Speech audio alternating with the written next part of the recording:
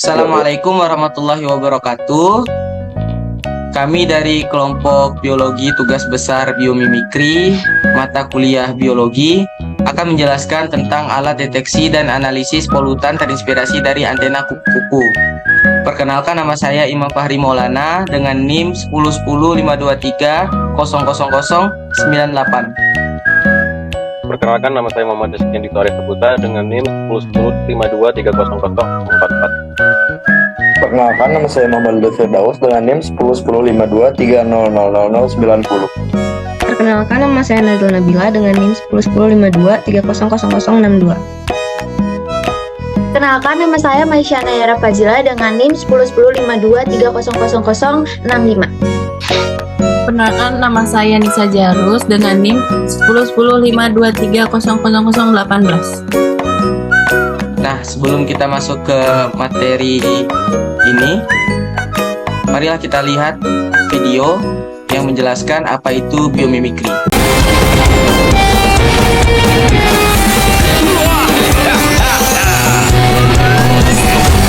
Komandasi sempurna.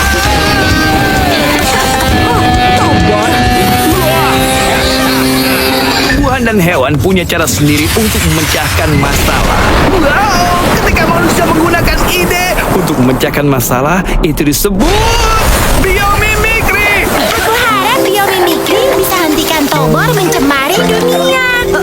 Nah, itu akan jadi ide yang sangat bagus.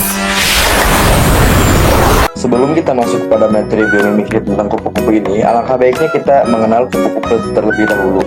Tubuh kupu-kupu terbagi atas 3 bagian, yaitu bagian depan yang disebut dengan caput atau kepala, tengah yang disebut toraks atau dada, dan belakang yang disebut abdomen atau perut.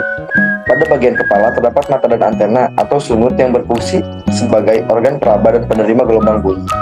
Sedangkan 3 pasang kaki dan 2 sayap indah itu di bagian toraks atau dada. Terakhir, bagian abdomen atau perut ini terdapat alat reproduksi dan pencernaan. Selanjutnya ada karakteristik dan fungsi utama antena kupu-kupu. Antena kupu-kupu biasanya memiliki bentuk filiform, yaitu panjang dan ramping, sering dengan klaster sensor di ujungnya. Struktur ini dapat bervariasi tergantung pada spesies, dengan beberapa memiliki bentuk yang lebih kompleks atau berbulu. Antena kupu-kupu sangat sensitif terhadap feromon, yaitu zat kimia yang dikeluarkan oleh kupu-kupu lain, terutama selama musim kawin.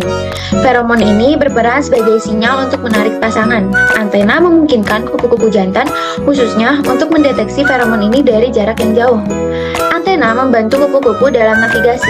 Mereka menggunakan antena untuk mengorientasikan diri mereka terhadap angin dan untuk membantu dalam penerbangan. Ini penting baik dalam pencarian makanan maupun pasangan.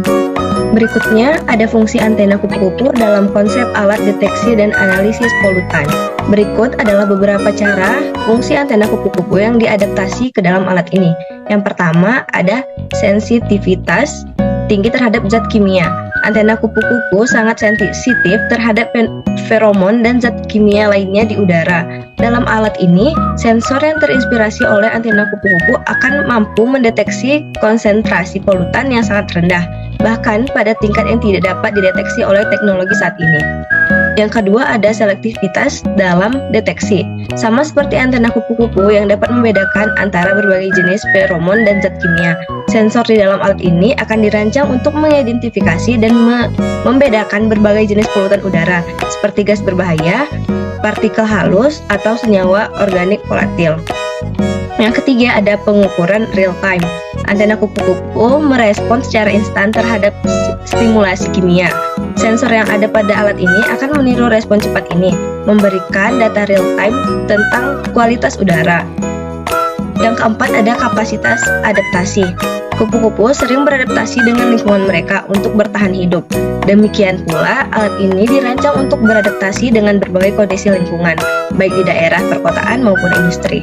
Dan yang terakhir ada portabilitas. Antena kupu-kupu adalah struktur yang ringan namun efektif. Alat ini juga akan dirancang untuk menjadi ringan dan portable, memudahkan pengguna di berbagai lokasi, dari stasiun tetap sehingga penggunaan lapangan oleh penelitian atau penugasan kesehatan lingkungan.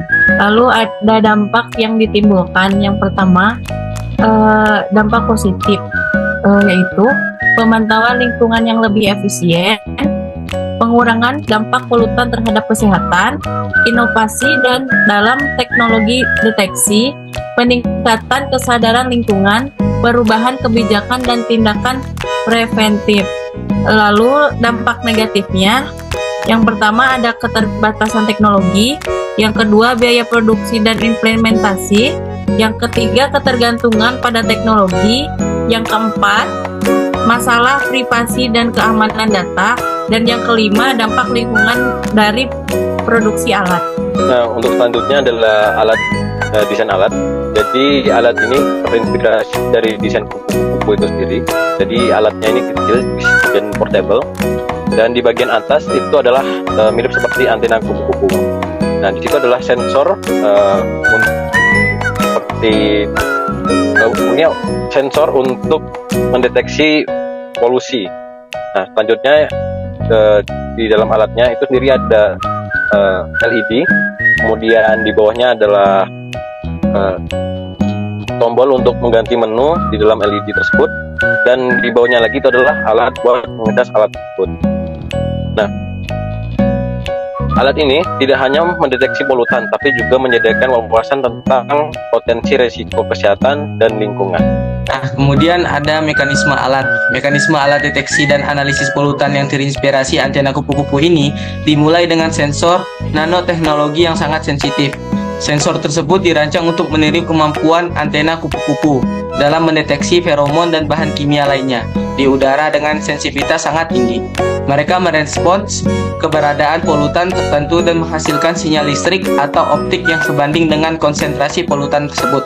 Nah, sinyal ini ditangkap dan diproses oleh prosesor terintegrasi yang dilengkapi dengan algoritma kecerdasan buatan AI. Nah, peran AI adalah menganalisis data dari sensor secara real time untuk mengetahui jenis dan konsentrasi polutan di udara. Selain itu, informasi yang dihasilkan oleh AI ditampilkan pada tampilan digital yang jelas dan mudah dibaca. Layar ini menyediakan data instan mengenai kualitas udara dan konsentrasi polutan tertentu, memungkinkan pengguna memahami kondisi lingkungan sekitar secara real time. Untuk meningkatkan keterjangkauan dan kemudahan penggunaan, alat ini dirancang dengan ukuran yang kompak dan portable. Hal ini membuat perangkat mudah dibawa dan digunakan di berbagai lokasi yang penting untuk dilakukan pemantauan kualitas udara, seperti perkotaan atau kawasan industri. Selain itu, perangkat ini dilengkapi dengan koneksivitas nirkabel seperti Wi-Fi dan Bluetooth, memungkinkan Anda mengirim data yang dikumpulkan ke perangkat lain atau sistem cloud. Hal ini memfasilitasi pemantauan jarak jauh dan integrasi data dengan sistem pemantauan lingkungan skala besar. Oleh karena itu, alat ini tidak hanya memungkinkan deteksi dini polutan, namun juga tindakan preventif dan respon cepat untuk mengurangi dampak polutan terhadap kesehatan manusia dan lingkungan. Nah, ini referensi yang kami ambil dalam mengambil data-data atau materi-materi yang kami ambil dalam PPT pada kali ini. Sekian presentasi yang dapat kami sampaikan. Terima kasih atas waktunya. Mohon maaf jika ada kesalahan. Wassalamualaikum warahmatullahi wabarakatuh.